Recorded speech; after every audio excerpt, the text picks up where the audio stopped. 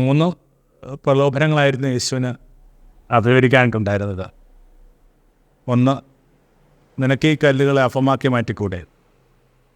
2, ഇങ്ങനെ ഒരു ദേവാലയത്തിൻ്റെ നെറുകയിൽ നിന്ന് താഴോട്ട് ചാടുക. നിന്നെ കാക്കാനായിട്ട് മാലാഖമാരുണ്ടാകുമെന്നൊക്കെ ഉള്ള സങ്കീർത്തനങ്ങൾ പോലും ആ തിന്മയുടെ ശക്തി അവനോട് അരുൾ ചെയ്യുന്നുണ്ട്.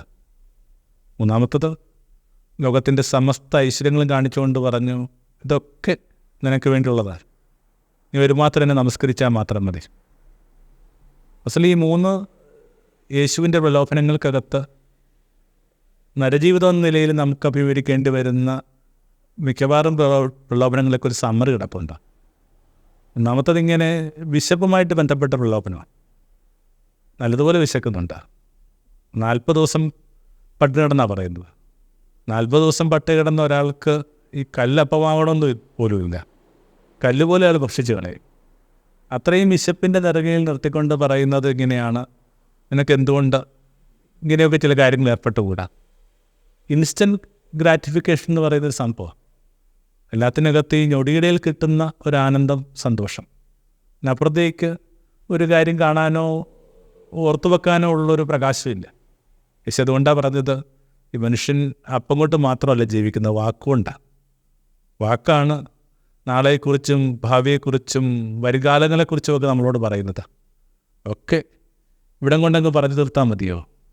പ്രിയമുള്ളതിനെയൊക്കെ പ്രാപിക്കുക, ഇഷ്ടമുള്ളതിനെയൊക്കെ സ്വന്തമാക്കുക, അനിഷ്ടതയോടൊക്കെ ശോഭിക്കുക, ഏറ്റവും ചെറിയ ദുഃഖങ്ങളിൽ പോലും വലിയ വിഷാദങ്ങളിലേക്ക് വഴുതി പോവുക. ഇങ്ങനെ വൈകാരികതയ്ക്ക് വേണ്ടി തീരെഴുതിയ ഒരു ജീവിതമായിട്ട് അവനവൻ്റെ ജീവിതം ചുരുങ്ങരുതെന്ന് പറയുന്നൊരു പാഠമായത്. 2, ഈ പറഞ്ഞ അത്ഭുതങ്ങളുമൊക്കെ ആയിട്ട് ബന്ധപ്പെട്ടൊരു പ്രലോഭനമാണ്. മറ്റു ലോകത്തേക്ക് സംഭവിക്കാത്ത, മറ്റാരും ജീവിതത്തിൽ സംഭവിക്കാത്ത കാര്യങ്ങൾ നിൻ്റെ ജീവിതത്തിൽ സംഭവിക്കുമെന്ന് പറയുന്ന ഒരു സങ്കല്പം. വാസ്തവത്തിൽ ഈ അത്ഭുതങ്ങളൊക്കെ ഇത്രയും പെരുമയോടുകൂടി കാണേണ്ട ഒരു കാര്യമാണെന്ന് പോലും തോന്നുന്നില്ല. ഒന്നോർത്ത ജീവിതം മുഴുവൻ അത്ഭുതമാണ്. എന്താ അത്ഭുതം അല്ലാത്തത്? ഒരു ഉദാഹരണത്തിനായിട്ട് ഒരു ഫോൺ ചെയ്തൊരു വ്യക്തി എടുക്കുക. എത്രയോ പേര് നിങ്ങൾക്ക് ഫോൺ ചെയ്യുന്നുണ്ടാകും. എന്നിട്ട് ഒരാളുടെ ശബ്ദം കേൾക്കുമ്പോൾ അത് നിങ്ങൾക്ക് മനസ്സിലാകുന്നുണ്ടെങ്കിൽ, അങ്ങനെയല്ല എപ്പോഴും സംഭവിച്ചുകൊണ്ടിരിക്കുന്നത്. ഇതിനൊക്കെ വലിയ അത്ഭുതം എന്താ? എന്തുമാത്രം ശബ്ദങ്ങൾക്കിടയിൽ നിന്ന് നിങ്ങളുടെ പ്രിയപ്പെട്ട ശബ്ദം തിരിച്ചറിയുക, അതിൻ്റെ വ്യത്യാസം തിരിച്ചറിയുക തുടങ്ങിയ ചെറുതെന്ന് നമ്മൾ വിശേഷിപ്പിക്കുന്ന എല്ലാ കാര്യങ്ങൾക്കകത്ത് അത്ഭുതമുണ്ട്. അത് പറയുന്ന കണക്ക് ഓർത്ത ഒന്നും അത്ഭുതമില്ല, ഒന്നുകൂടി ഓർത്ത എല്ലാ അത്ഭുതം തന്നെയാണ്.